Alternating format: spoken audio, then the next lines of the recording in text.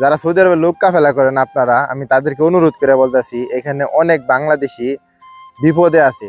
তো আপনারা কি করেন, যেখানে 1000 রিয়াল দিয়ে কাফেলা করা সম্ভব সেখানে আপনারা 3000 রিয়াল পর্যন্ত চাই বই থাকেন।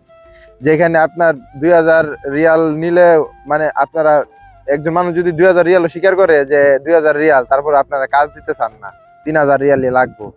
তো একজন প্রবাসী, এই প্রবাসী দেখবেন যে বাংলাদেশ থেকে টাকা আইনা খাইতেছে, বাংলাদেশ থেকে তারা নিজের খরচ আইনা এই প্রবাসে মানে চাল কিনা ভাত খাইতেছে।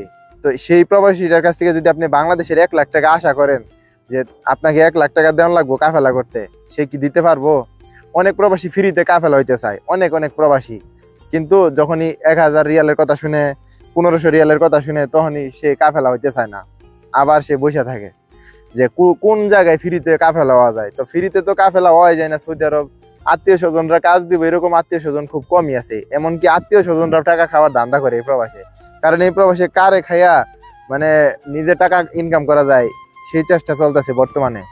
তো আমি কিছুদিন লোক কাফেলা করছি। তো কাফেলা করার পরে কিছু কিছু বাঙালি আছে আমাদের, যেটা আমাদের দেশের গর্ব, তো খুব গালিগালাজ করতো। তো আমি টোটালি কাজটা বাদ দিছি, যে মানুষের জন্য ভালো কিছু করে যদি গালি খাওয়া লাগে তাহলে ভাই এই কাজটা না করাই ভালো, ঠিক আছে? কারণ আমি একটা টাকাও আমার পকেটে তুলি নাই, তারপরেও মানুষের কথা শোনা লাগছে ভালো কাজ কইরাও। তো আমি শুধু এতটুকু অনুরোধ করবো যে আমি যেহেতু কাফেলা করাইছি লোক, তো আমি জানি কত টাকা রেট। তো যেটা না নিলেই চলে না এই প্রবাসে, একজন প্রবাসীর কাছ থেকে। ভাই আপনিও প্রবাসী, আমিও প্রবাসী, যে বিপদ আছে সেও প্রবাসী। যেহেতু সে আইসেই পড়ছে, বর্তমানে তার কাফেলা হওয়া প্রয়োজন, তো আপনি তাদের কাছ থেকে অন্তত কম টাকাগুলা নিয়ে কাফেলা করেন। কারণ একজন বাংলাদেশি যেখানে বাংলাদেশে টাকা পাঠাবো, সেখানে উল্টা বাংলাদেশ থেকে টাকা আই নাই সৌদি আরবে ভাত খাওয়া লাগতেছে।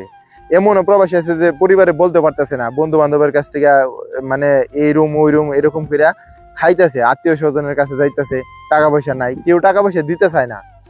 তো যার পরিস্থিতি যেরকম ভাই, আমি জানি যে আপনি হয়তো লোক কাফেলা করান। দেখেন আমার ভিডিওটা যারা লোক কাফেলা করেন তাদের সামনে পড়বো কিনা আমি জানি না।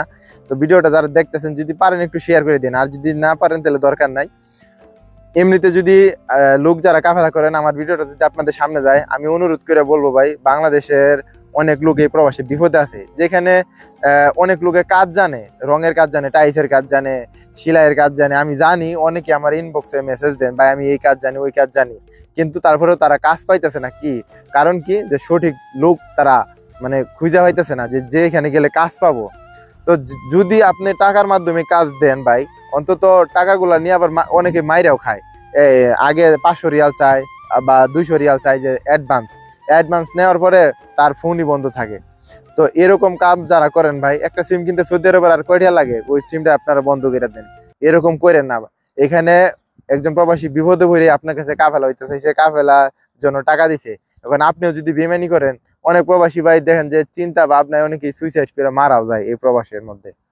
তো আমার বিনীত অনুরোধ ভাই, যারা এই প্রবাসে কাফেলা করান লোক, অন্তত টাকাগুলা মাইরা খায়েন না, আর ফোনটা বন্ধ করে দিয়েন না। ভালো থাকবেন, সুস্থ থাকবেন। ভিডিওটা যারা শেষ পর্যন্ত দেখলেন তাদেরকে অসংখ্য ধন্যবাদ। আর যারা লোক কাফেলা করান, যদি আপনাদের সামনে ভিডিওটা করে থাকে ভাই, আমি অনুরোধ করে বলতেছি ভাই, মানুষের সাথে বেইমানি করেন না, যতটুকু টাকা নেওয়া সম্ভব অতটুকুই নিয়ে কাফেলা করে দিয়েন। আসসালামু আলাইকুম।